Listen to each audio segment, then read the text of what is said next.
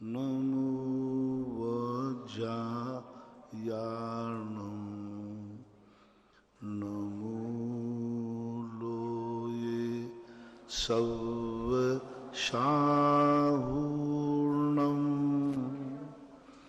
पंच परमेष्टि भगवान की आचार्य श्री गुरुवर कुंद कुंद महाराज की आचार्य श्री गुरुवर विद्यासागर महाराज की परम पूजनीय निर्व्यापक श्रवण मुनि श्री सुधा सागर जी महाराज की जय हो। बोले परम पूज छुल्लक गौरव श्री गंभीर सागर जी महाराज की। सभी श्रोतागण एवं जिज्ञासु पूज सभी को नमोस्तु करें। राजीव जैन अमरपाटन से पूछते हैं, नमोस्तु महाराज जी, पांचों इंद्रियों में से एक जीव के एक समय में कितनी निद्रा का उदय हो सकता है? पांचों निद्राओं में से एक जीव के कितनी निद्राओं का उदय हो सकता है? एक समय में एक ही निद्रा का उदय होता है। सभी निद्राएं एक साथ उदय में नहीं आ सकती, क्योंकि पांचों निद्रावर्णी कर्म भिन्न भिन्न हैं। तो जिस निद्रावर्णी कर्म का उदय आएगा, निद्रा का उदय आएगा, ये दर्शनावर्णी की प्रकृतियां हैं, दर्शन को ढांकती हैं। तो जिस निद्रा का उदय आएगा वही निद्रा मानी जाएगी। दो निद्राएं कभी एक साथ उदय में नहीं होती हैं। डॉक्टर मगन जैन आष्टा से पूछते हैं, मेरे परम पूज्य आराध्य गुरुदेव के चरणों में नमोस्तु। महाराज जी, सदाशिव का मत, सांख्य मत, मस्करी मत, बौद्ध मत और नैयायिक मत, इनके स्वरूप क्या है? सांख्य मत, मस्करी मत, बौद्ध मत, नैयायिक। सांख्य मत का अर्थ होता है कूटस्थ। किसी भी दुनिया में परिवर्तन नहीं है। ये जो परिवर्तन दिख रहा है ये माया है। ये मात हमें, जैसे वो इंद्रजालिया होता ना, वो अपने हाथ से दिखाता है, मुंह में से लड्डू निकल रहे, कान में से पैसा निकल रहे। तो ये एक प्रकार के कहना चाहिए कि ऊपर की माया है। जैसे समुद्र में लहरें उठती हैं, लहरें कोई चीज़ नहीं है, पानी का ही ऊपर नीचे होना लहरें हैं। ऐसे ही सांख्य मत मानता है कूटस्थ, कोई प्रकृति में परिवर्तन नहीं होता। पुरुष, प्रकृति और पुरुष, पुरुष है आत्मा, प्रकृति है माया। ये हमें देखने में आ रहा है, ये सब है नहीं। तो ऐसा कूटस्थ मानता है। मस्करी जो होता है ये नियत बात को मानता है। वो जिस समय जैसा जैसा होना है वैसा ही होगा, क्योंकि उसने, उसके जीवन में घटित हुआ, उसने बहुत प्रयास किया, लेकिन उसके बावजूद भी उसका कार्य वही हुआ जो वो नहीं चाहता था। तो उसने सिद्धांत बना दिया कि किसी दुनिया के हाथ में कुछ भी नहीं है, जिस समय जो होना है वही होगा। मस्करी और शिवमत। शिवमत जो कहलाते हैं, एको ब्रह्मा द्वितीयो नास्ति। वही एक शक्ति अपने दो रूप विक्रिया करती है, एक जड़ रूप और एक चेतन रूप। जब वह ब्रह्म स्वरूप को कीड़ा करने का भाव आता है तो संसार की रचना करता है। संसार के दो रूप बनाता है, एक जड़ रूप और एक चेतन रूप। और उसी से माई वगैरह ये जड़ रूप हैं और जीव चेतन रूप है, लेकिन हैं सब एक ही रूप। तो वो कहलाते हैं, और उसमें नाना प्रकार के रूप धारण किए जाते हैं। तो शिव मत का रूप हो जाता है कि जिस समय उनको कीड़ा का खत्म हो जाएगा वो विनाश कर देगा। ब्रह्मा, विष्णु और शिव ये तीनों हैं। ब्रह्मा जी इस सृष्टि का निर्माण करते हैं, विष्णु जी इस रक्षा करते हैं, महेश जी मिटाने का काम करते हैं। तो एक प्रकार की एक ब्रह्म शक्ति के ये तीन रूप बनकर के दुनिया के रूप में आते हैं। तो उसके लिए नैयायिक एक प्रकार के सांख्य मत की एक उपशाखा है, जिसके अंदर कहीं कहीं ऐसी स्थिति बन जाती है कि कोई ना कोई एक ऐसी महाशक्ति है, वह महाशक्ति ही ये सारे द्रव्यों को हमें खेल दिखाती रहती है। वस्तुतः कोई परिवर्तन नहीं। बौद्ध मत का तो होता क्षणिकवाद। बौद्ध मत कहता है कुछ भी इसमें स्थिर नहीं है, सब कुछ मिट रहा है, प्रति क्षण मिट रहा है। जैसे अपन ने सेकंड देखा कि इतने बज के इतने सेकंड हुए और तुरंत किसी ने पूछा भाई कितने बज रहे हैं, बोले 5 बज के इतने मिनट इतने सेकंड। तो दूसरा कहे बताना सही बोल रहे कि नहीं, तो सेकंड की घटना आगे निकल गया होगा कि नहीं, तो तुम तो झूठ बोलते हो हमें। तो कहता कोई पकड़ ही नहीं सकता, हर चीज क्षणिक है, प्रति क्षण परिवर्तनशील हो रही है। ऐसा इसका विस्तार से वर्णन षट दर्शन नाम का एक समुच्चय करके एक ग्रंथ है, उसमें बहुत विस्तार से वर्णन है। और संक्षेप में वर्णन चाहिए है तो न्याय दीप का करके एक छोटा सा ग्रंथ है, उसमें मिल जाएगा। श्रीमती चंदा जैन पूछती है, नमोस्तु महाराज जी, पृथ्वी काय, जल काय, अग्नि काय, वायु काय और वनस्पति कायक जो जीवों की आयु क्रमशः किस प्रकार से है? अग्नि, पृथ्वी काय की आयु, जल काय की आयु, अग्नि काय की, वायु काय की और वनस्पति काय की आयु इनकी भिन्न भिन्न होती है। इनमें भी अकाल मरण होता है। जैसे पृथ्वी काय की उत्कृष्ट आयु 22,000 वर्ष की होती है। उत्कृष्ट एक कंकड़ है, उसमें एक जीव है, 22,000 वर्ष तक जिंदा रह सकता है। वनस्पति काय के एक पेड़ की आयु 10,000 वर्ष की भी हो सकती है। तो बड़े बड़े जो पेड़ होते हैं ना, वो कहते हैं इन्होंने कई पीढ़ियां देखी हैं।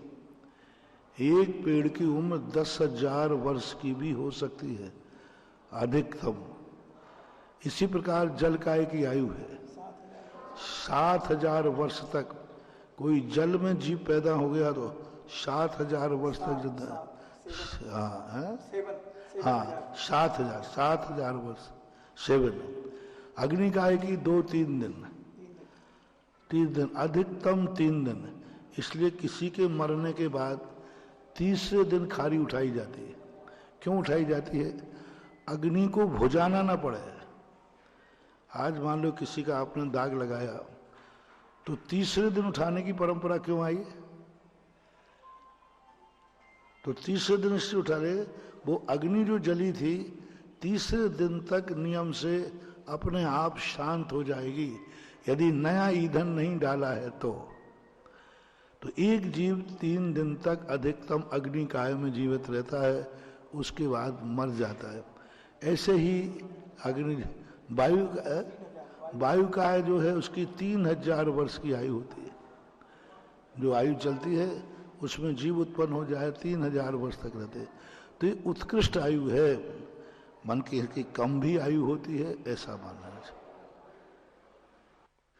उमा जैन दिल्ली से पूछती हैं, नमोस्तु महाराज जी, मैंने 1.25 लाख मंत्र का जाप का संकल्प किया है, लेकिन हमारे यहाँ पातक लग गया है, तो जाप प्रतिदिन कर रही हूँ, तब मेरी जाप गिनती में आएंगी या खंडित मानी जाएंगी? माला से न गिने, आप उंगलियों से गिनते हैं तो आपकी गिनती में आएगी, क्योंकि जाप जो सामान्य रूप से जाप है वह शुआ सूतक में चलेगा। लेकिन महिलाओं को यदि अशुद्ध दशा है उस समय की जाप काउंट नहीं होती है। शिवरामजी रवि जैन पत्रकार भोपाल से पूछते हैं, गुरुदेव के चरणों में बारंबार नमोस्तु। आपने दान के लिए उत्तम, मध्यम और जघन्य पात्र बताए हैं। अब घर में यदि कोई प्रतिमाधारी है जैसे पति, तो क्या घर वालों पर पत्नी को पात्र दान का पुण्य लगेगा? अब वो खिलाते समय क्या भाव कर रही है मुझे क्या पता। यदि पति के भाव से खिला रही है तो नहीं लगेगा, और वृत्ति के भाव से खिला रही है तो लगेगा। अवभाग्य मान के खिला रही है कि देखो दुनिया तो सब नारियों के पति होते हैं, मैंने कितना पुण्य किया कि मेरा पति वृत्ति है, और खिलाते समय तुम्हें वृत्ति पने की यदि अनुभूति हो जाए तो इससे बड़ा और पुण्य क्या हो सकता है। हमें तो वृत्ति को ढूंढना पड़ेगा, लेकिन मेरे भाग्य से तो मेरे घर में वृत्ति हैं। एक बार मैंने कहा था कहीं पर कि एक घर में कोई भी व्यक्ति वृत्ति है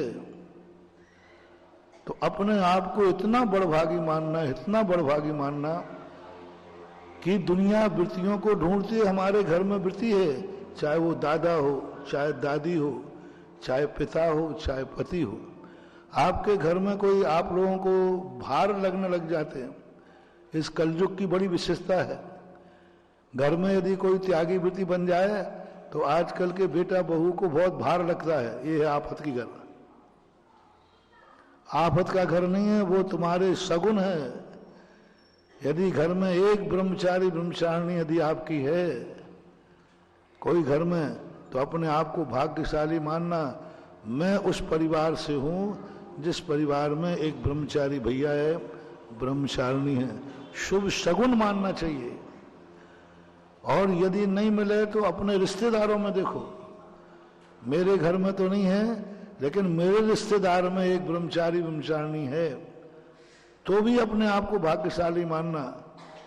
मैं वह हूं जो हमारी ससुराल में, हमारे ननिहाल में, हमारे रिश्तेदार के यहाँ त्यागी वृत्ति है। हमारा दोस्त है, उस दोस्त की बहन त्यागी वृत्ति है, दोस्त है उसका भाई त्यागी वृत्ति है। हमारे पड़ोसी, हम उस पड़ोसी के हैं जिस पड़ोसी के घर से मुनि महाराज बने हैं। अनुभूति की बात है। तुम उससे संबंध जोड़ो। कोई पूछे तुम कौन हो? अरे भाई मैं उस पड़ोस में रहता हूं जिसके पड़ोस में से कोई मुनि महाराज बने हैं, ये मेरा गर्व है। आपको गर्व की तुम्हारे घर से नहीं बना, तुम्हारे रिश्तेदार से नहीं बना, तुम्हारे पड़ोस से बना, लेकिन गर्व तुम्हें है कि मैं उस पड़ोस में रहता हूं जहां से। अब यदि तुम्हारे मोहल्ले से बना, मालूम मेरा मोहल्ला मकान कहाँ है, जिस मोहल्ले में से एक मुनि महाराज बने हैं। अब आ जाइए कि नगर में, मालूम मैं कौन से नगर का हूं? नगर तो बहुत है, मैं उस नगर से हूं जिस नगर में से कोई मुनि महाराज ने दीक्षा ली है। यदि ये अनुभूति आपको हो गई, गांव नगर तो सबके हैं, लेकिन मेरा वो गांव है जहां से मुनि महाराज ने दीक्षा ली है। आप निरंतर आप मुनि महाराज के सम्मान के भागीदार हैं। और आप एक दिन उस कुल में जन्म लोगे जिस कुल में साक्षात महामुनिराज दीक्षा लेते होंगे। सवाल है गर्व की, सवाल है गर्व की। आपको कैसा महसूस हो रहा है? नगर में से मुनि बने, आपको कैसा लग रहा है? क्या आपको लग रहा है ये हमारे नगर गौरव हैं? आपके मोहल्ले में से, पड़ोस में से, रिश्तेदारों में से, आपके घर में से, कहीं से भी त्यागी वृत्ति हो, बस उस त्यागी वृत्ति से अपना संबंध जोड़ो और गर्व की अनुभूति करो, तो बराबर आपको त्यागी वृत्ति का पुण्य निरंतर लगता जाएगा। नमन जैन सूरत गुजरात से पूछते हैं, नमोस्तु महाराज जी, हम लोग गृहस्थी में रहते हैं तो क्या हम लोग को भी ध्यान करना चाहिए या ध्यान हम लोगों को होता है? भावना होती है, ध्यान नहीं होता है, क्योंकि गृहस्थ दुनिया भर की उलझनों में उलझा हुआ रहता है। उसका कंसंट्रेशन नहीं बनता, एकाग्रता नहीं बनती, संकल्प विकल्प होते। इसलिए ध्यान तो नहीं कर सकता, ध्यान की भावनाएं कर सकता है, करना ही चाहिए।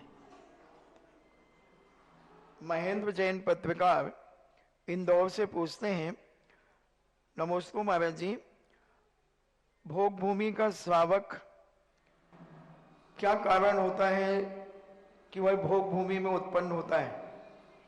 जो व्यक्ति दान देता है लेकिन परमार्थ की दृष्टि को रख करके नहीं देता, स्वयं वैसा बनने के लिए नहीं देता कि मैं आज जिसको दान दे रहा हूं कल मेरी दशा भी ऐसी हो। एक व्यक्ति दान देता है, मुनिराज के हाथ में हार दे रहा है, भावना बहा रहा है कल मेरा दिन कैसे आएगा जब भी मैं भी ऐसे पानी पात्र में आहार करूं। भगवान का मंदिर बना रहा है, भगवान की भावना कर रहा है, वो दिन कब आएगा जब भी मैं भी भगवान बनूं। ऐसे व्यक्ति का जन्म तो देव पर्याय में होगा। कुछ लोग ऐसे कहते हैं, इसलिए दान देते हैं कि दान देने से हमारा सुख समृद्धि बढ़ेगी, हमारे संसार का वैभव बढ़ेगा और हम मुनि नहीं बनना है, लेकिन मुनियों को दान देने से हमारी सुख समृद्धि बढ़ेगी, धन दौलत बढ़ेगा। मंदिर बनाएंगे तो हमारे यहाँ भी महल बनेंगे, संसार बढ़ेगा। तो जब वही दान संसार की वृद्धि को ध्यान में रख करके जो व्यक्ति देता है वो मरण करके भोग भूमि में जाता है, क्योंकि धर्म करने वाले को किमिक्षिक वरदान मिलता है। यदि उसने उतना धर्म किया है तो उतना वरदान उसे मिलेगा ही मिलेगा। इसलिए जो संसार को दृष्टि में रखते हैं, मिथ्या दृष्टि जीव जो सबसे पात्र को दान देते हैं वे मरकर भोग भूमि में जाते हैं। नेमीचंद जैन पिराका सूरत से पूछते हैं, नमोस्तु महाराज जी, पूज्य मुनिराज आहारचर्या के समय उनको कौन कौन से अंतराय हुआ करते हैं? अंतराय 32 अंतराय कहे गए। बाल आ जाना, चमड़े की कोई वस्तु आ जाना, नख आ जाना, मिट्टी आ जाना, कंकड़ आ जाना, सचित बीज आ जाना, रुदन की मरने की आवाज आ जाना, कोई गंदगी दिख जाना, मल आदि शरीर में से खून आदि दिख जाना, ऐसे 32 अंतराय होते हैं और इन 32 अंतरायों को टाल करके लेना पड़ता है। और इसके पूरे 32 अंतरायों के नाम आपको मूलाचार के अंतर्गत मिल जाएंगे। श्रीमती माधवी जैन बनगांव से पूछती हैं, नमोस्तु महाराज जी, चक्रवर्ती तथा अर्ध चक्रवर्ती में क्या अंतर है तथा वासुदेव को हम जानते हैं तथा प्रति वासुदेव कौन है, इनमें भी कोई अंतर है क्या? चक्रवर्ती वो कहलाता है जो 6 खंड का अधिकारी होता है, 6 खंड की विभूति होती है, 6 खंडों को जीतता है, उनके वैभव में भी अंतर होता है, सब प्रकार का वैभव आधा होता है। और अर्धचक्री जो होता है आधा होता है। वासुदेव प्रति वासुदेव होते हैं, दोनों अर्धचक्री माने जाते हैं। फर्क इतना है, चक्रवर्ती के यहाँ स्वयं के यहाँ चक्र उत्पत्ति होती है और प्रति वासुदेव के अंदर चक्र उत्पन्न होता है। और प्रति वासुदेव क्रोध में आकर के जब चक्र चलाता है तो वो वासुदेव का चक्कर लगा करके वापस आकर के उसी का नाश कर देता है जिसको उसने चलाया था। जैसे लक्ष्मण वासुदेव थे और रावण पृथ्वी वासुदेव था, श्री कृष्ण वासुदेव थे, जरासंध जो था वो पृथ्वी वासुदेव था। जरासंध और जब दोनों में युद्ध हुआ तो जरासंध ने चक्र छोड़ दिया श्री कृष्ण के ऊपर, तो वो चक्र कृष्ण जी का चक्कर लगा करके वापस आया और जरासंध की गर्दन काट देता है और फिर लौट करके वासुदेव के पास चला जाता है। यही स्थिति जैन दर्शन के अनुसार लक्ष्मण और रावण की हुई। रावण ने अंत में चक्र चला दिया लक्ष्मण के ऊपर और जैसे ही चक्र चला वह चक्र लक्ष्मण की प्रदीक्षिणा देकर वापस आया, रावण के गर्दन को काट करके पुनः लक्ष्मण के पास जाकर के स्थिर हो गया। उसी समय वासुदेव को वासुदेव घोषित कर दिया जाता है। ये चक्री और अर्धचक्री में विशेषता होती है। वैभव सीधा आधे से भी कम होता है, क्षेत्र की अपेक्षा आधा है, लेकिन वैभव की अपेक्षा से बहुत कम होता है। जिज्ञासा समाधान के लाइव सेशन में आप सभी का स्वागत है। अभी पूज्य छुल्लक श्री के द्वारा अनेक प्रश्न ऑनलाइन के पूछे जा रहे थे और कई समाधान भी हमें मिले, लेकिन 2-3 समाधान दो तीन समाधान हमें बड़े सुंदर लगे जो आपके सामने हम रिपीट करना चाहेंगे। एक तो अभी अभी आया, अग्नि काय की अधिकतम आयु 3 दिन है, और उसमें उत्तर भी मिलता है। यह प्रश्न आता है कि तीसरे दिन ही क्यों संस्कार के लिए, जो हम जिसे भाषा में बोलते हैं पुष्प बीनने या एकत्रित करने जाते हैं, अग्नि राख ठंडी होती है, वो तीसरे दिन होती है, क्योंकि हमारा उद्देश्य अहिंसा है और कुछ नहीं है। तो ये बात का उत्तर हमें मिलता है, जिसमें कई जगह ये आज भी मानी जाती है, कई जगह दूसरे दिन ही प्रारंभ हो गया है, लेकिन तीसरे दिन अहिंसा की वजह से करा जाता है। और घर में व्रती हो तो बड़ भागी, बिल्कुल सही बात है, लेकिन होता उल्टा है। छोटी भतीजी कहती है वो बुआ आ रही है, बुआ के भोजन का आप देख लेना व्यवस्था, हमारी पार्टी तो हम देखेंगे व्यवस्था। लेकिन आज से ये बात पता चली कि अगर हमारे घर में, पड़ोस में, नगर में कोई व्रती है, मुनिराज का घर है मुनिराज, तो हमें सौभाग्य मानना चाहिए और बड़भागी बनकर उस परिवार का आदर करना चाहिए। उस बुआ को बैंड बाजों के साथ लेकर आना चाहिए। पहले बुआ का आहार दान, मैंने एग्जाम्पल बुआ का लिया है, दीदी भी हो सकती है, कोई भी हो सकता है, करना चाहिए, और ये सीख हम सबको मिलती है। चलिएगा, जिज्ञासा समाधान में आपकी ओर बढ़ते हुए हम बुलाना चाहेंगे सबसे पहले वेरोनिका जैन चीपीटोला आए और अपनी जिज्ञासा प्रस्तुत करें।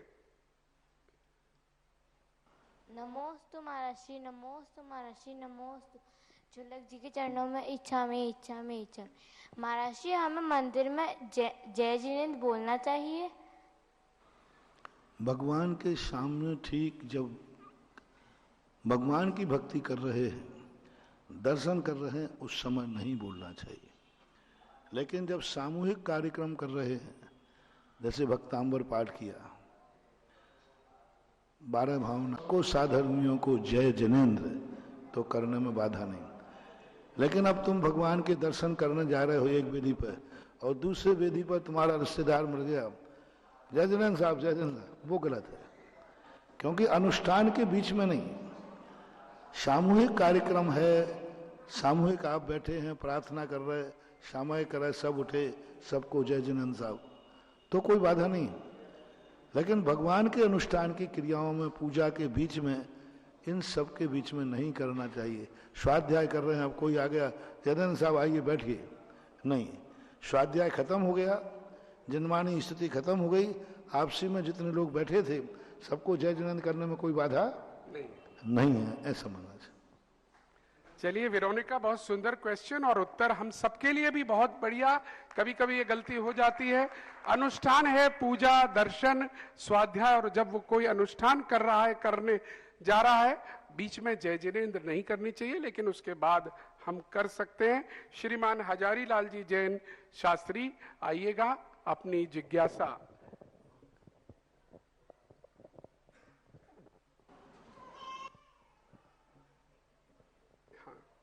नमोस्तु महाराज जी, नमोस्तु महाराज। एक बार ऐसा हुआ, शांति धारा चल रही थी, किसी के एक रिश्तेदार आ गए, और रिश्तेदार आके और किसी ने कहा कि आपके रिश्तेदार ने पूजा, वो शांति धारा ली है, तो जल्दी वहां पहुंच गया। तो जो शांति धारा कर रहा था, उसने देखा कि ये तो मेरे ब्याही जी है, अरे आइए ब्याही जी, जय जिनेंद्र साहब, जय जिनेंद्र साहब। इतने में शांति धारा का लोटा नीचे गिर गया। शांति धारा के बीच में ही उन्होंने कहा, अरे जय जिनेंद्र साहब कब पधारे, आइए आप करिए। ना वो पकड़ पाए, ना हो पकड़ पाए कलश। तो इस इतनी भी रिश्तेदारी ना हो कि वो भगवान से बड़ा हो जाए। जिनेंद्र से बड़ा जय जिनेंद्र नहीं है, ध्यान रखना। हाँ, क्या बात है, ये कोट नोट कर लीजिएगा। नमोस्तु महाराज जी, नमोस्तु महाराज जी, नमोस्तु महाराज जी। चुल्लक जी को इच्छा में महाराज जी। महाराज जी, मेरा प्रश्न है, एक जीव, एक मिथ्यादृष्टि जीव का संसार अनंत होता है, लेकिन उस मिथ्यादृष्टि जीव को जब 5 लब्धियों में प्रवेश करता है, तब उसका वह संसार लब्धियों में प्रवेश करने से प्रायोगिक लब्धि में कर्ण लब्धि में प्रवेश करने से अर्धपुद्गल रह जाता है या सम्यक दर्शन के होने के पहले समय पर अर्धपुद्गल बनता है? इसके संबंध में पूज्यवर नेमीचंद महाराज ने लब्धि सार के अंदर बहुत अच्छी व्याख्या की। जीव जब सम्यक दर्शन के योग होता है तब अपने बंधे हुए अंदर के कर्म और नए बंधों में पाप कर्मों के अनुभाग शक्ति को अनंत गुणाहीन करता है, पुण्य प्रकृतियों की अनुभाग शक्ति बढ़ाता है। विशुद्धि लब्धि में जाता है तब भी यही प्रक्रिया चलती रहती है। देशना लब्धि में भी यही प्रक्रिया चलती रहती है। जैसे प्रायोग लब्धि में प्रवेश करता है तो फिर 100 वर्ष की आयु, सभी कर्मों की जो स्थिति है 100 वर्ष कम, पहले 100 वर्ष, फिर 100% यानी 800-900 वर्ष, फिर 1000, फिर 2000, फिर 3000, ऐसा कम करता है। 34 बंधावसर्पण करता है और 34 बार कर्मों की स्थिति को कभी 100, कभी 100%, कभी 1000% कम करता करता अंतः कोड़ाकोड़ी करता है। कम करता करता अंतः कोड़ाकोड़ी करता है। अंतः कोड़ाकोड़ी जब करता है उस समय भब्बा भव्य सामान्य, भव्य हो अभव्य हो, सब अंतः कोड़ाकोड़ी कर लेते हैं। अंतः कोड़ाकोड़ी के बाद फिर भी अभी वही क्रम जारी है। अभव्य यहां रुक जाएगा, अभव्य यहां रुक जाएगा, जिसको अभी कल्याण नहीं होना रुक जाएगा, वापस हो जाएगा।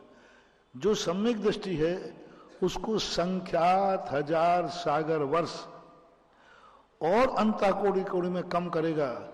जैसे ही संख्यात 1000 अंतः कोड़ी में कम करेगा उसी समय उसका संसार परित हो जाता है, यानी सीमित हो जाता है। संख्यात 1000 कम करते ही अब इस संसार में नहीं रुलेगा, अब इस संसार में अर्ध पुद्गल परावर्तन काल तक रहेगा, इससे ज्यादा नहीं रह सकता। अभी सम्यक दर्शन नहीं हुआ। प्रायोग लब्धि में ही जो अंतिम भाग है संख्यात 1000 और स्थितियों की कम करेगा, उसी समय उसका हो जाता है इसका अब अर्ध पुद्गल परावर्तन काल शेष है। क्योंकि अब वो लौट नहीं सकता, अब वो सम्यक दर्शन प्राप्त करेगा ही करेगा। तो फिर जाकर के वह संख्यात 1000 स्थिति कम करके करण लब्धि में प्रवेश करता है। करण लब्धि में भी 3 करण करता है, अधाकरण, अपूर्वकरण, अनुवृत्तिकरण। तीनों करणों के माध्यम से अंत में अनुवृत्तिकरण में एक अंतःकरण और करता है। उस अंतःकरण के अंदर मिथ्यात्व के 3 टुकड़े करके तीनों टुकड़ों को उपशमित करता है और तुरंत सम्यक दर्शन को प्राप्त हो जाता है। तो सम्यक दर्शन के पहले ही अर्धपुद्गल परावर्तन काल हो गया।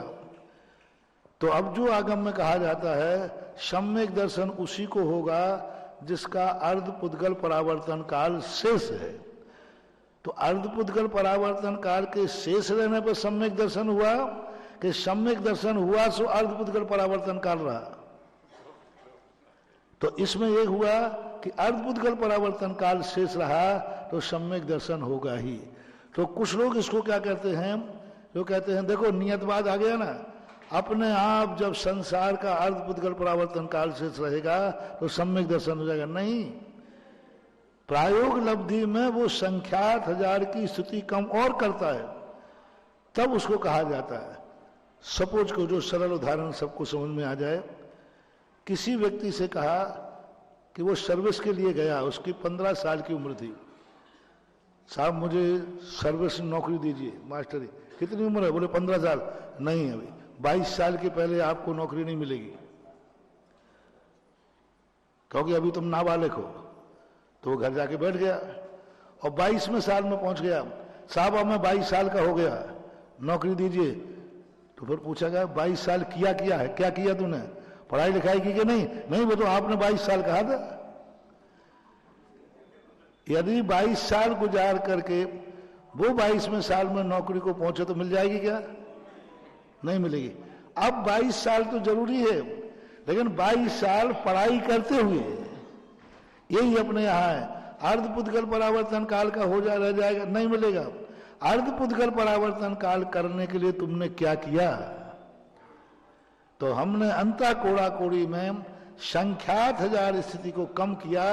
यह उसकी पढ़ाई सहित डिग्री है, और ये डिग्री जैसी पेश करेगा कि साहब मैंने अंता कोड़ा कोड़ी में संख्यात हजार की स्थिति कम की है, बस ये सर्टिफिकेट देखते ही सम्यक दर्शन की क्लास में भेज दिया जाएगा। ये इसका रहस्य है।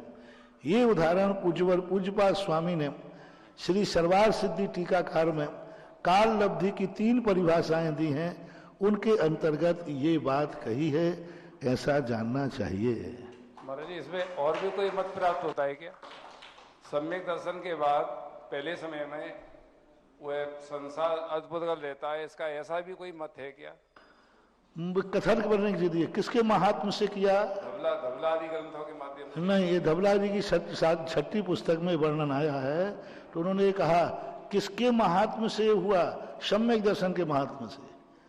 लेकिन वस्तुतः सम्यक दर्शन के पहले ही हो गया वो। लेकिन सम्यक दर्शन की महिमा बताने से कहा जाता है कि सम्यक दर्शन का फल क्या है?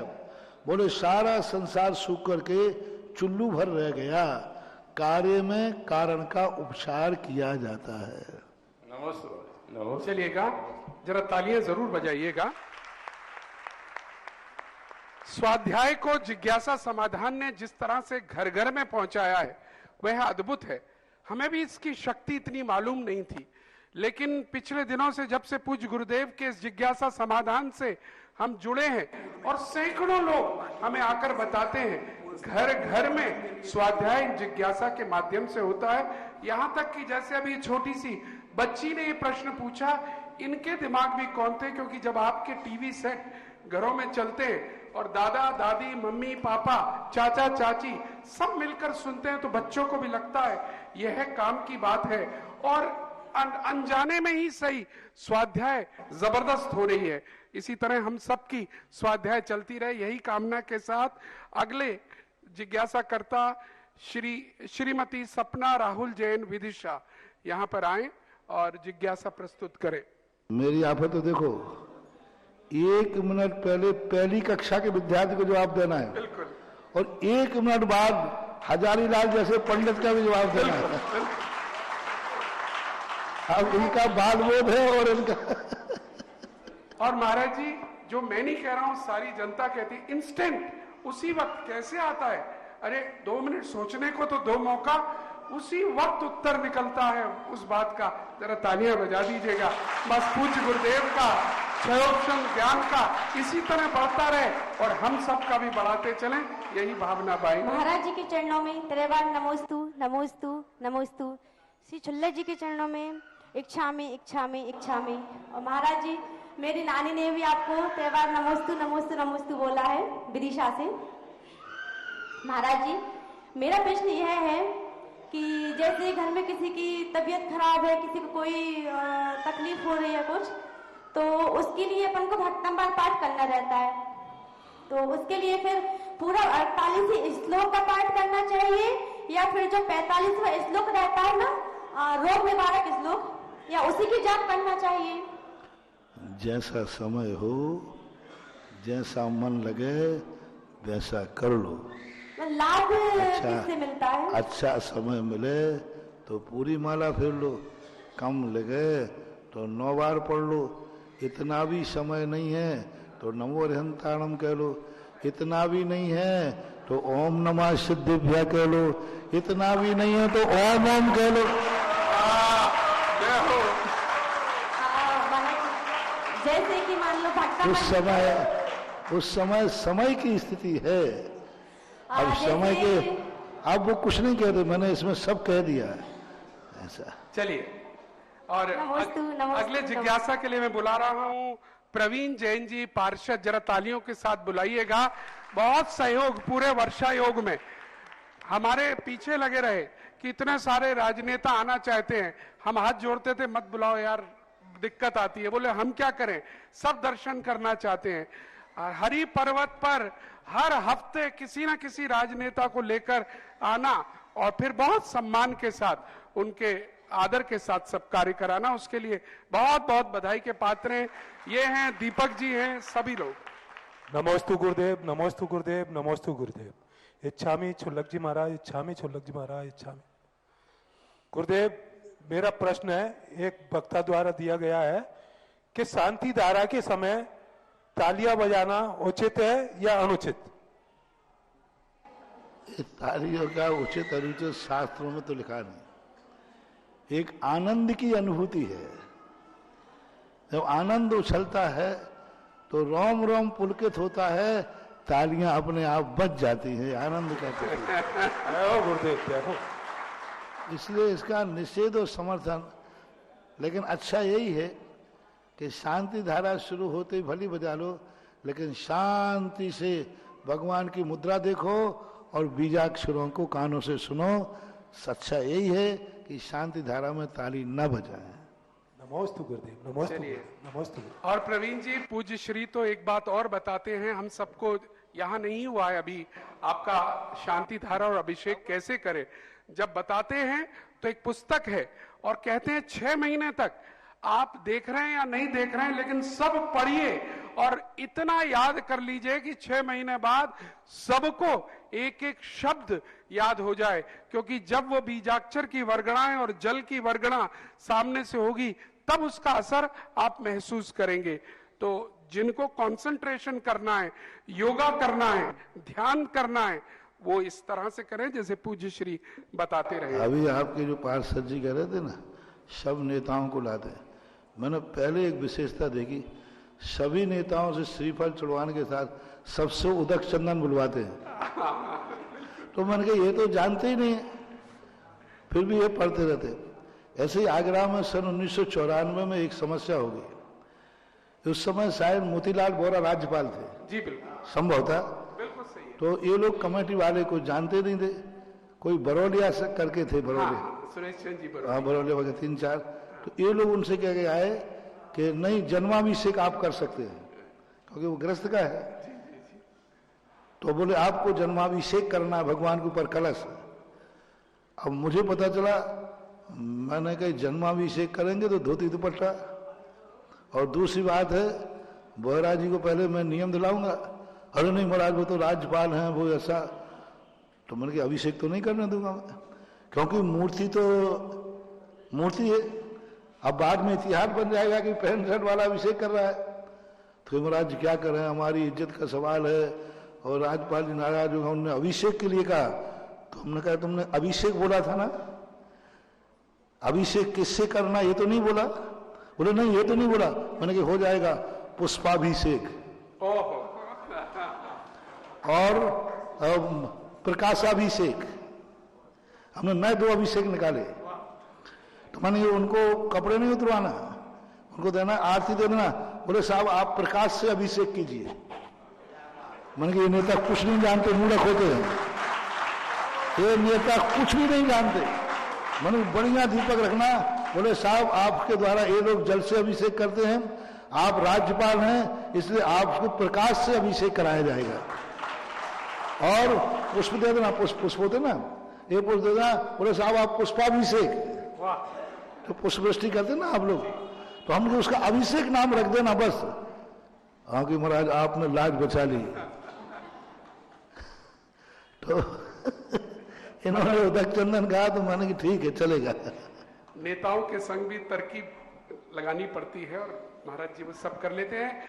हमारे मध्य आज बड़ी प्रसन्नता है कि आज गाजियाबाद से शुभ समाचार लेकर श्रीमान योगेंद्र जी और श्रीमान जीवेंद्र जी यहाँ पर पधारे हुए हैं। पहले अनुरोध करूंगा यहाँ पर आइएगा और कमेटी के लोग आकर उनका स्वागत करेंगे। गाजियाबाद नगर और पूरे भारत की शान है ये दोनों हस्तियां। पधारिएगा, सबसे पहले दोनों जोरदार तालियों के साथ स्वागत कीजिएगा। और शुभ समाचार आप सबके लिए लेकर आए हैं। हस्तिनापुर में पूज्य श्री आचार्य श्री के आशीर्वाद से दानोदय तीर्थ बनाया जा रहा है और उस दानोदय तीर्थ में स्थापित की जाने वाली विशाल मुनि सुव्रत नाथ की प्रतिमा जयपुर से बनकर हस्तिनापुर की ओर जा रही है और वो आज रात्रि आप ही के चीपी टोले में पार्श्व धाम के सामने पहुंच रही है। और कल प्रातः प्रवचन सभा के बाद पूज्य श्री के द्वारा मांगलिक क्रियाएं भी की जाएंगी और आप सबको भी सौभाग्य मिलेगा उन प्रतिमा जी का प्रथम दर्शन करना, तिलक दान करने का कल आपको मौका मिलेगा। विश्व के इतिहास में पहली बार ये कल यहाँ चमत्कार होने वाला है। पहली बार अभी तक विश्व में पृथक पाषाण की बेदाग सफेद मार्बल की प्रतिमा विश्व में कहीं नहीं है।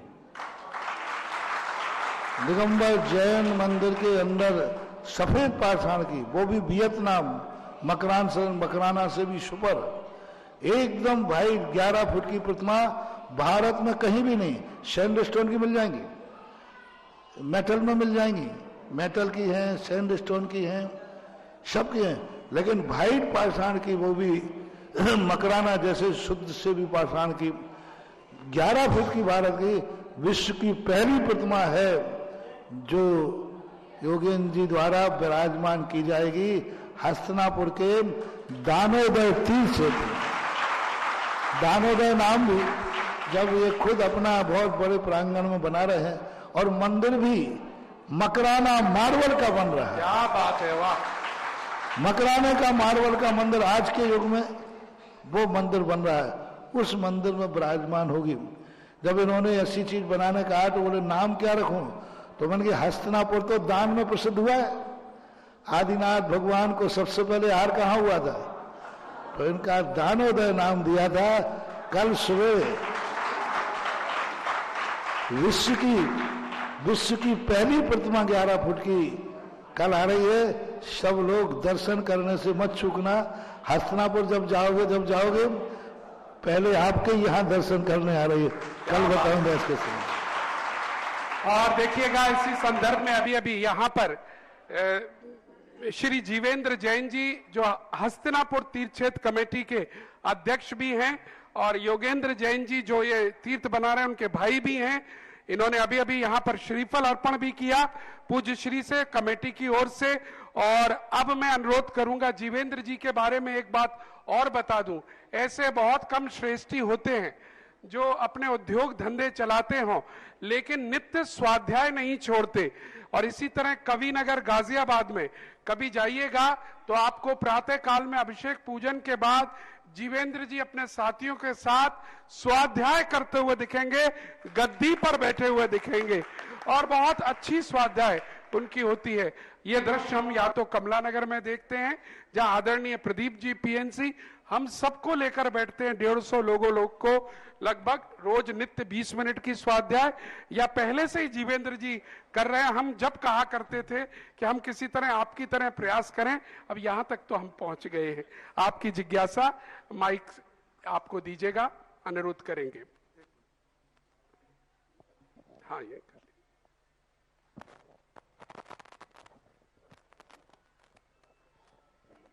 परम पूज्य निर्यापक आचार्य मुनिपुंगव श्री सुधा सागर जी मुनिराज के श्री चरणों में त्रिबार नमोस्तु नमोस्तु नमोस्तु। छुल्लक जी महाराज के श्री चरणों में इच्छामि इच्छामि। गुरुवर, एक शंका कहो या मेरी अपनी जिज्ञासा कहो। हस्तिनापुर तीर्थ जहाँ पर भगवान शांतिनाथ, कुंथनाथ, अरहनाथ भगवान के चार कल्याणक हुए हैं, गर्भ, जन्म, तप और ज्ञान। ज्ञान कल्याणक के बाद समोसन की रचना हो जाती है और दिव्य धनी खिरने लगती है। आज लाखों अरबों साल हो गए दिव्य धनी को खिरे हुए, और हमारी सबकी भावना है कि वो दिव्य धनी ऐसी मधुर वाणी आपके मुख कमल से कब खिरेगी, यही हम सब लोग भावना लेते हैं। मैं तीर्थ क्षेत्र कमेटी हस्तिनापुर की ओर से आपके श्री चरणों में बार बार नमन, बार बार नमोस्तु।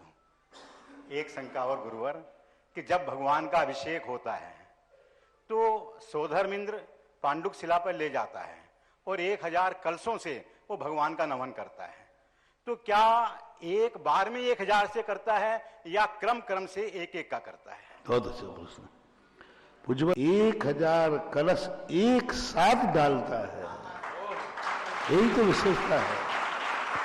एक बार यही तो भगवान का अतिशय है।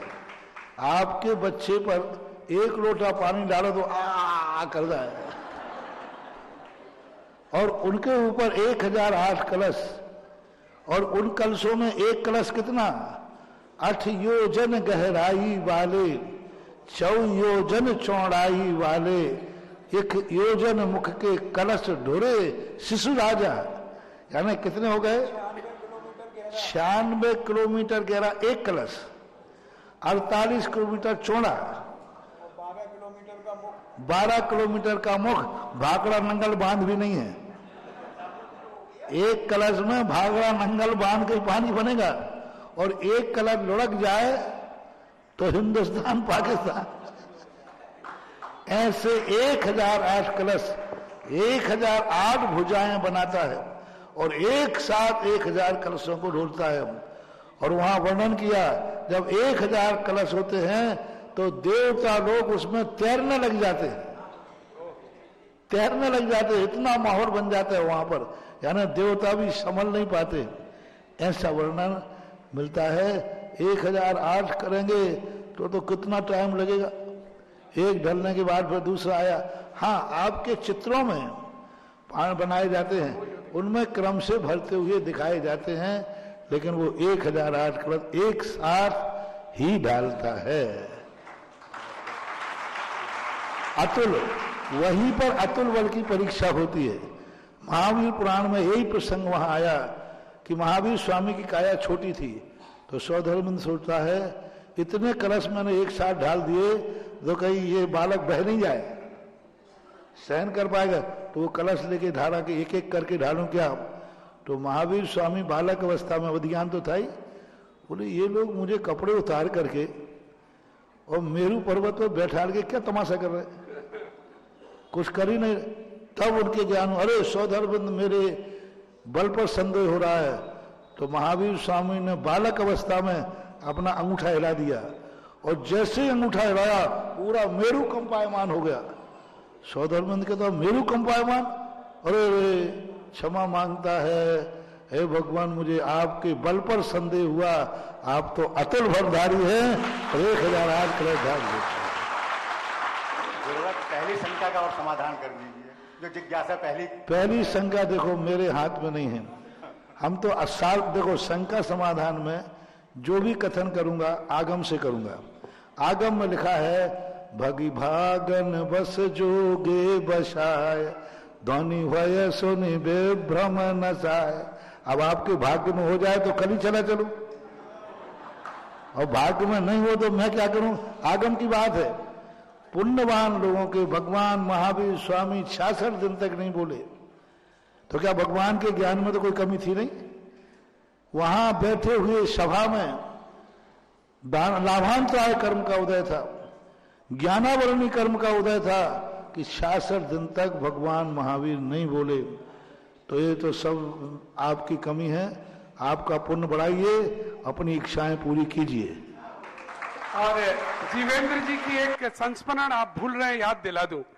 मेहरौनी की बात थी और आपकी पूरी कमेटी वहां पहुंची हुई थी पूज्य श्री से अनुरोध करने के लिए, और ये तीर्थ के विषय में भी और हस्तिनापुर चलने के लिए। और अचानक मेरा भी उस वक्त पहुंचना हुआ था, और आपने प्रसन्नतावश हाथ पकड़कर मुझे भी साथ लिया था अनुरोध करने के लिए। और देखिए क्या तीव्र पुण्य है, आपका अनुरोध और हमारे को वो पुण्य मिल गया। पूज्य श्री आगरा नगर में आ गए। ये श्रावकों का वात्सल्य है आगरा के प्रति। कानपुर हो या गाजियाबाद हो, हस्तिनापुर हो, हमने ये देखा हर व्यक्ति की भावना थी आगरा आना चाहिए, क्योंकि आगरा अगर पूज्य श्री आ जाते हैं तो सभी जगह पूज्य श्री। अब की बार तो दिल्ली वाले भी हमारे साथ आ गए थे हमारे पाले में। आप तो आगरा बुला लीजिए, इसके बाद हम संभाल लेंगे। खैर हमने क्या बुला लिया, हमारे पुण्य ने बुला लिया। अब बाकी के पुण्य का इंतजार है, कहां पूज्य गुरुदेव पहुंचेंगे, कहां पर कैसा होगा, समय का इंतजार करते हैं अपन सब लोग। चलिएगा आगे बढ़ते हुए, जिससे पहले मैं जिज्ञासाओं की ओर बढ़ूं, आज भी हमारे बीच ये देख रहे हैं छिपी टोला में लोकोदय के प्रति बहुत उमंग दिखाई पड़ रही है। हर व्यक्ति चाह रहा है जैसे भी बने हम लोकोदय में जुड़ने चाहिए। ये नगर भर में ये वेव है, केवल छिपी टोले में नहीं है। छिपी टोले में आने से पहले हम प्रश्नवाचक चिन्ह लगाकर आए थे। हमने कहा पता नहीं छिपी टोला हमारी बात सुन रहा है या नहीं, लेकिन पता चला हालांकि छिपी टोले में चातुर्मास और भी चल रहे थे, आसपास भी चल रहे थे, लेकिन यह बात सिद्ध हो गई कि सबके कानों में गुरुदेव की वाणी हर पल पड़ रही थी। छिपी टोला चाहे कहीं भी था, लेकिन सबके कान अगर थे तो पूज्य गुरुदेव के पास उनके प्रवचनों में लगे हुए थे। आज पूज्य श्री ने क्या कहा, क्या घोषणा की, वो हर मंदिर में, हर परिवार में, यहां भी चर्चा थी जैसे नगर में और बाहर चर्चा थी, और उसका परिणाम हम देख रहे हैं। नित्य रोज नई घोषणाएं यहां पर मिल रही हैं, और एक और घोषणा आज मिली है आहार दान के उपलक्ष्य में। यह परिवार श्रीमान नीरज जी जैन, मैं जिनका नाम ले रहा हूं, अनुरोध करूंगा वो परिवार सहित आ जाएं।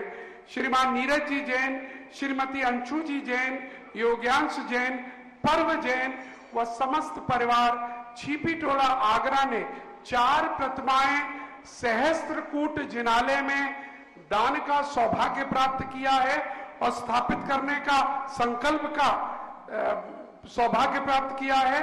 और भूदान 3/4 बीघा भूमि का, पूरी भूमि आपकी तरफ से भूदान के लिए घोषित की गई है। बहुत बहुत साधुवाद।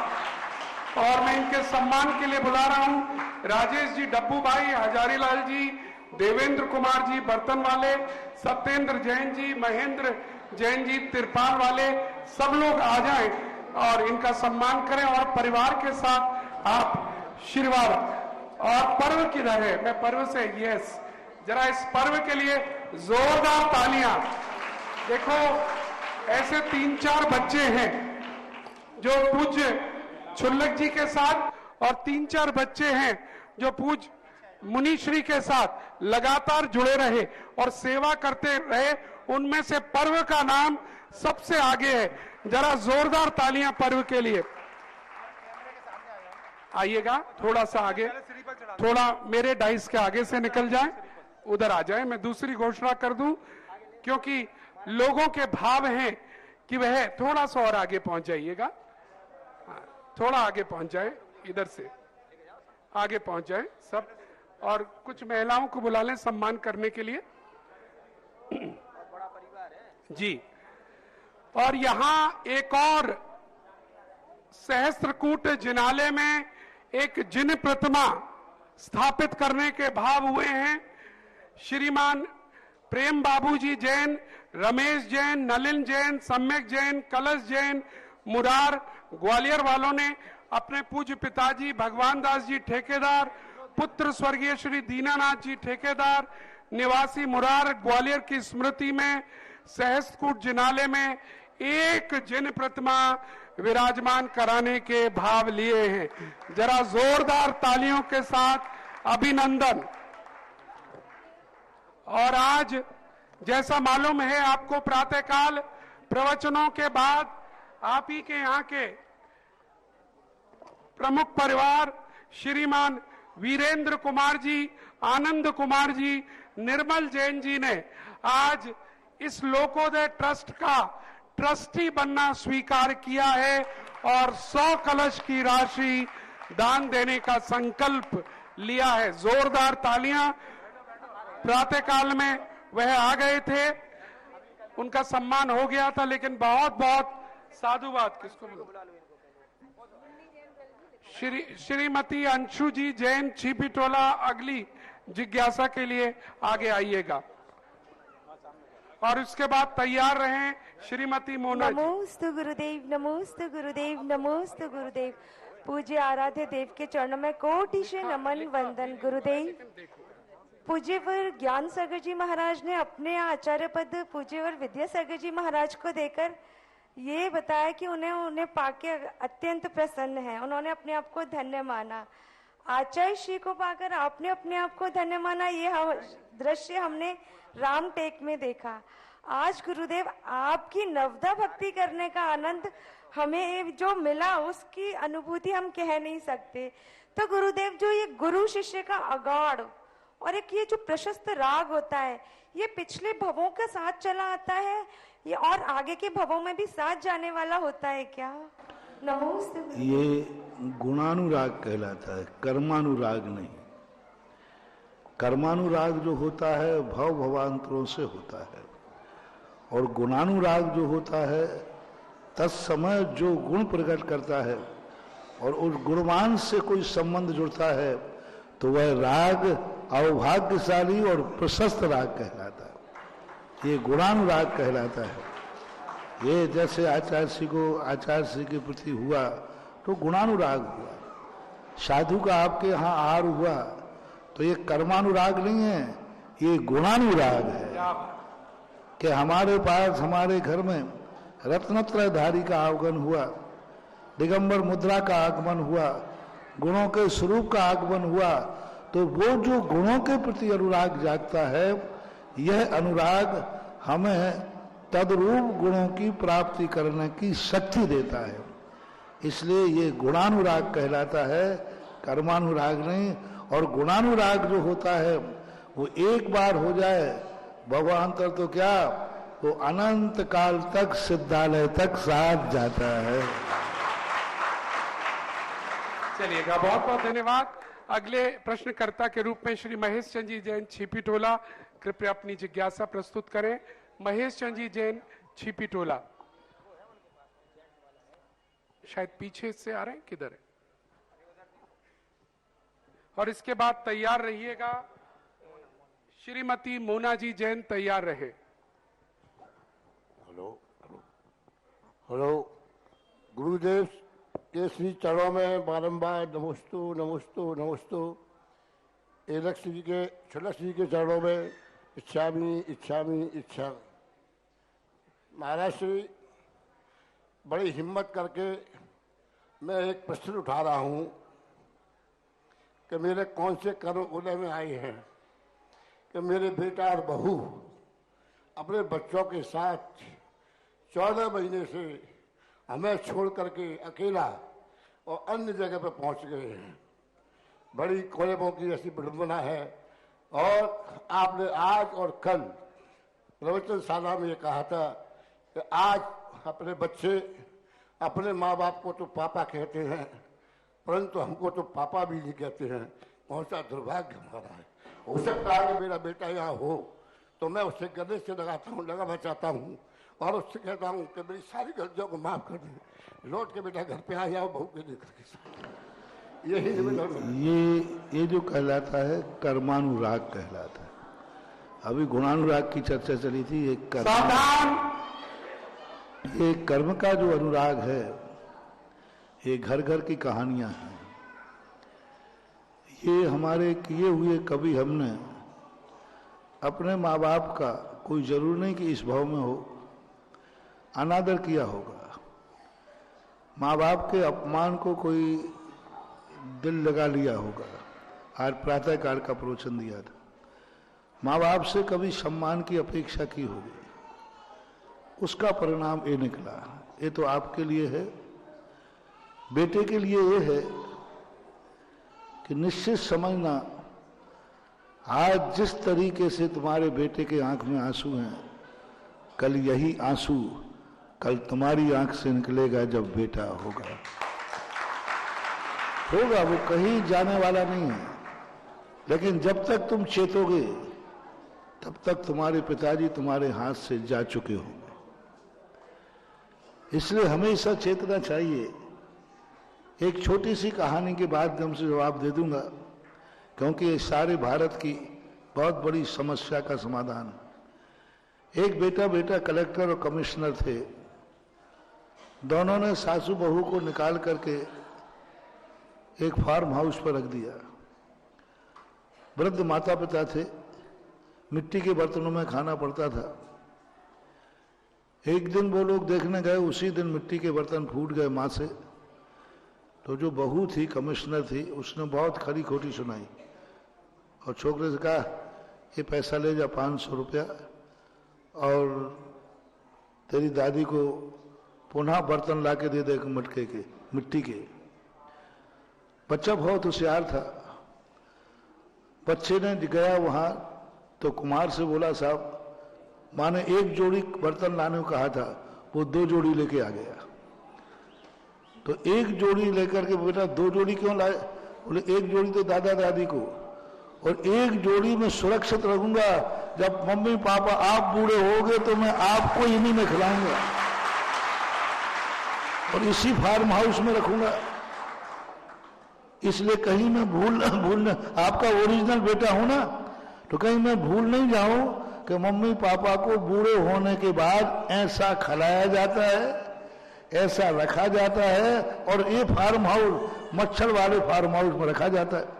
कहीं मैं भूल नहीं जाऊं मम्मू, इसलिए मैं लाया हूं, इसको रखूंगा। वृद्ध माता पिता को यह सामग्री दी जाती है। कलेक्टर और कमिश्नर की तो हवा खसक गई कि हमारा बुढ़ापा ऐसा गुजरेगा।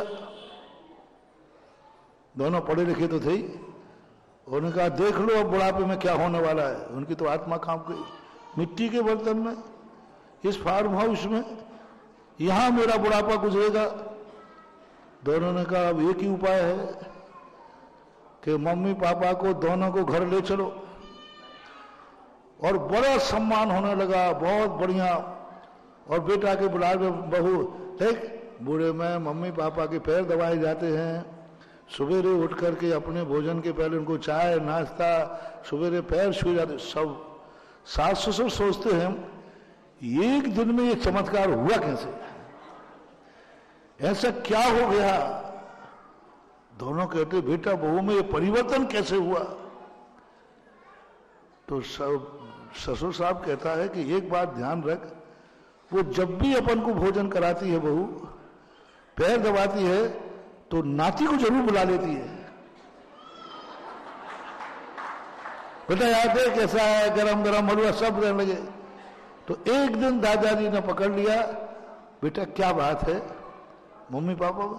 तो नाती कहता दादाजी,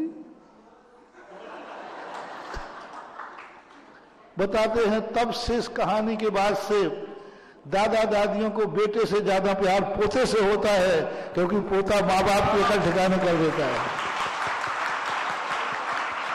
तो मेरे बेटों से मेरा कहना है कि आपके साथ जो आप कर रहे हैं, कल यही हर्ष तुम्हारा होगा।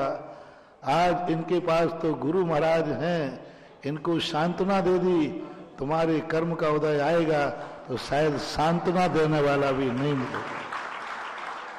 इसलिए इस प्रकार की दशा जो बच्चे कर रहे हैं, ये आज नहीं चेतेंगे, कल चेतेंगे जब इनको वृद्धाश्रम में डाल दिया जाएगा और इनके बेटा बहू आराम से गार्डन में घूम रहे होंगे। टिट फॉर टैट, जैसा करोगे वैसा भरोगे। दादाजी आपका बच्चा हो तो वो सुन ले, बाकी आपको आशीर्वाद है। अपने आराम से बुढ़ापा निकालो, कोई किसी का नहीं है। अपने आराम से ऐसा रखो और प्रार्थना करो कि भगवान करे संतान को कभी भी ऐसी संतान किसी माँ बाप को न मिले।